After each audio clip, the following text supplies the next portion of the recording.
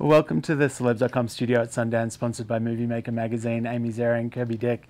Congratulations on being back at Sundance. This is the 5th film to be nominated for the jury prize. How does it feel any different? Is it a much more relaxing kind of thing, or do you still stress out about that first public screening? I always stress out about any screening I do. If I screen it to one person, even if I've shown it 100 times, I don't know why. I don't get that stressed, but there's always this issue, which maybe someday I'll get over. Otherwise, it's been great being here. It's really fantastic. Obviously, you're here for The Invisible War. The first screening was on Friday. What did you feel watching it with an audience and getting that visceral response? What's that like for the filmmaker? Well, it's incredibly gratifying to see how moved people are when they see the film and how angry people get, because we made this film to try to make change, and that emotional reaction to a film is what we need to have that happen. Yeah. And Amy, for you as well, being involved on this project, I know this is, what, the 3rd time you guys have worked together? So what did it mean for you to get involved, and why have you been such a big fan of Kirby's work? There's a few times when she hasn't been the biggest fan. Of some of Kirby's work.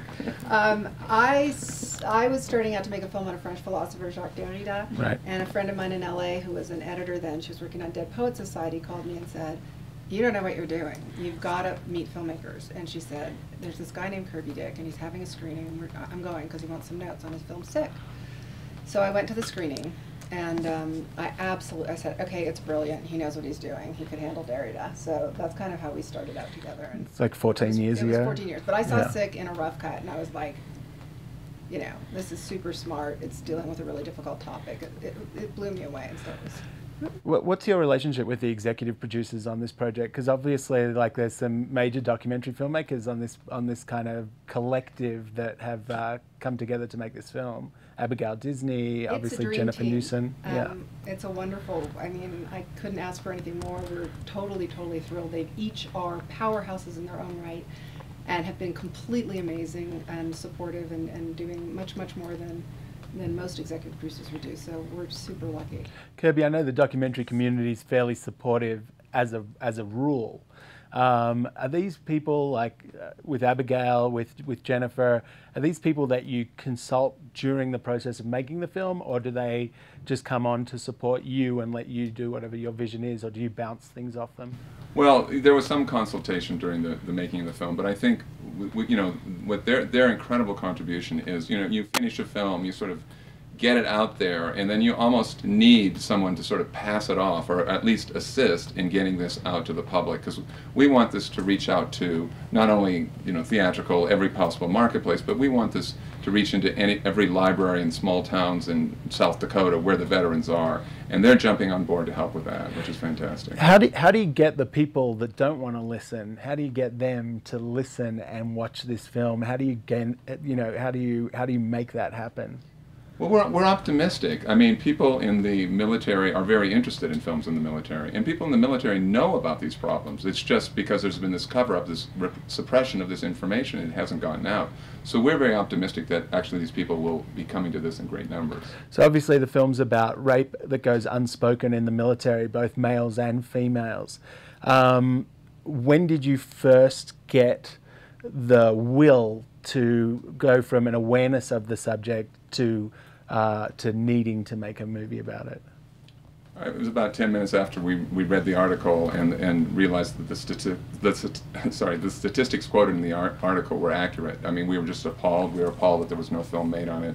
And Amy and I together said, this is our next film, and we set out to make it. And why the title, The Invisible War, besides? Well, that was Amy's brilliance. It was. I mean, you can work, for years on a film and not have the right title, and she had it right at the beginning. So, what was it about those words? Well, it's just that the battlefield and their battleground was not visible, and sort of it took place in a whole world that no one knew about, and they couldn't tell that story, so it seemed like an apt title. Is it like just hard for people to believe that this seemingly kind of archaic way of doing things can still exist in today's society? Yeah, people are shocked. People are completely astonished. It doesn't really compute. It is from another era. what's the most ideal thing for an audience member to do as a result of having seen this film? Go to our website, invisiblewarmovie.com. We have a petition on there that it would be super helpful if everybody who saw this could go and sign immediately. It puts pressure on the DoD to sort of take the powers, the jurisdiction of prosecuting these criminals out of the hands of commanders. Kirby, do you feel a sense of responsibility as a documentary filmmaker? It doesn't seem like these sort of investigative reporting is getting done by the news anymore, and that it's becoming a burden or a challenge for documentary filmmakers to become that voice of actual reporting, as opposed to the bias that is news media right now. Do you feel that sense of responsibility? Yeah, it's a responsibility. It's also an opportunity. I mean, it's unfortunate that that this opportunity exists. I mean, 20 years ago, well, 20 years ago the story wasn't reported on either. So that does raise questions. But it does allow documentary filmmakers a lot more opportunity to make films and reveal these injustices that otherwise wouldn't be revealed. And what, if anything, did you leave out of the film that you wish you could have included but just didn't quite make it for time or another reason? Just, even though when you watch the film you realize how the injustice and the absurdities of the system is actually much, much more extreme than my film and than our film conveyed. I mean, it's shocking. I mean, you can make a series on this and it would be equally disturbing. Do you still believe in the power of documentaries and films to affect social change? We'll see. We hope. We hope. I mean, now it's up to the people to get behind this film, like Amy said, and it's really up to the chiefs of staff, the Secretary of Defense, the President, to do something about this. Well, thanks for joining us for a few minutes. We appreciate your time. Thank you. Cheers.